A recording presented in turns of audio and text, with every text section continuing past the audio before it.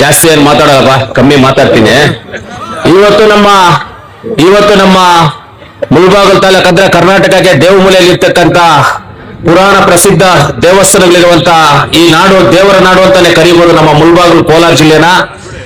ಮೊದಲನೇದಾಗಿ ಇವತ್ತು ಮಾಡ್ತಾ ಇರುವಂತ ಕಾರ್ಯಕ್ರಮ ಉತ್ತಮವಾದಂತ ಕಾರ್ಯಕ್ರಮ. ಯಾಕಂದ್ರೆ ಒಂದು ಪ್ರಾಣವಂತ ಉಳಿಸುವಂತ ಒಂದು ಕಾರ್ಯಕ್ರಮ. ಈ ಕಾರ್ಯಕ್ರಮ ಎಲ್ಲ ನಮ್ಮ ತಾಲೂಕಿನ ರೈತ ಬಾಂಧವರಿಗೆ ಎಲ್ಲರಿಗೂ ತಲೆಗೆ ಹೆಲ್ಮೆಟ್ ಹಾಕೊಂಡು ಟೂ ವೀಲರ್ ಓಡಿಸ್ಬೇಕು ಅನ್ನೋದು ಒಂದು ಕಾನ್ಸೆಪ್ಟ್.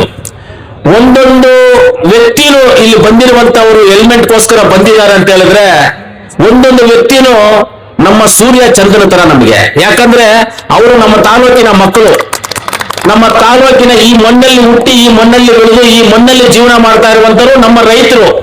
ಒಂದು ಒಳ್ಳೆ ಕಾರ್ಯಕ್ರಮ, ಇಂಥ ಒಂದು ಕಾರ್ಯಕ್ರಮ ನನಗೂ ಇಂಥ ಕಾರ್ಯಕ್ರಮ ಮಾಡಬೇಕು ಅಂತ ಐಡಿಯಾ ಬಂದಿಲ್ಲ.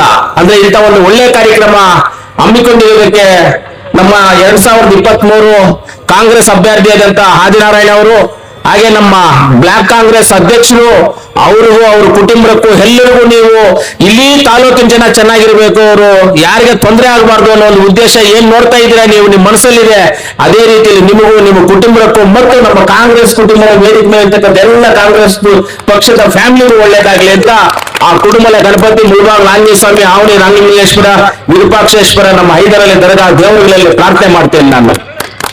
ಇವತ್ತು ನಮ್ಮ ಅಮಾನಣ್ಣ ಅವರು ಇದ್ದಾರೆ, ಬ್ಲಾಕ್ ಕಾಂಗ್ರೆಸ್ ಅಧ್ಯಕ್ಷರು ಅಮಾನಣ್ಣ ಅವರು ಇದ್ದಾರೆ, ಅವ್ರಿಗೂ ನಾನು ಧನ್ಯವಾದ ತಿಳಿಸ್ತೀನಿ.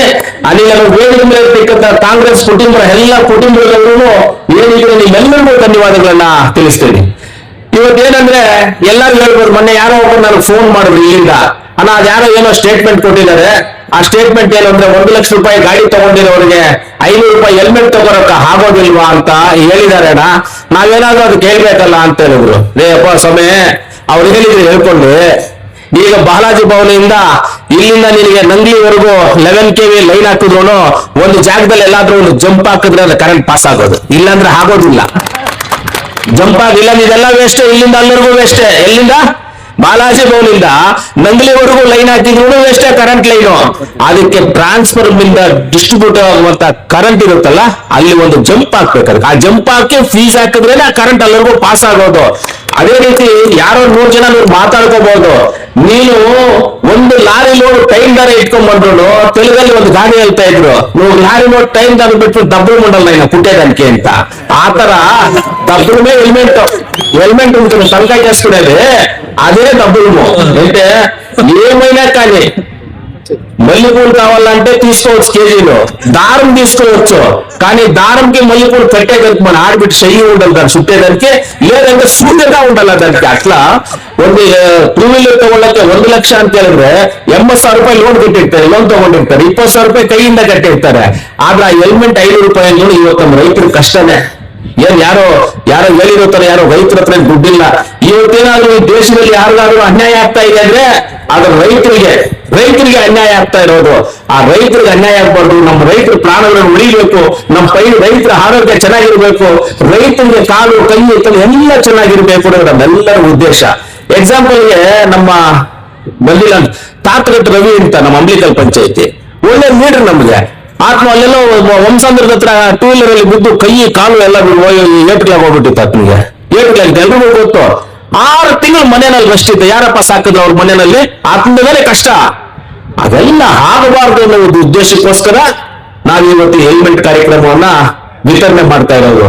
ಇವತ್ತು ಎಲ್ಲರಿಗೂ ನಾನು ಹೇಳೋದಿಷ್ಟೇ, ಆದಿನಾರಾಯಣನ್ ಅವರು ಆಗ್ಬೋದು, ನಮ್ಮ ರಾಮಲಿಂಗಾರೆಡ್ಡಿ ಅವರು, ಬ್ಲಾಕ್ ಕಾಂಗ್ರೆಸ್ ಅಧ್ಯಕ್ಷರಾದಂತ ಅಮಾನಣ್ಣ ಅವರು, ಎಲ್ಲರೂ ಅಷ್ಟೇ ಒಳ್ಳೆ ಕಾರ್ಯಕ್ರಮ.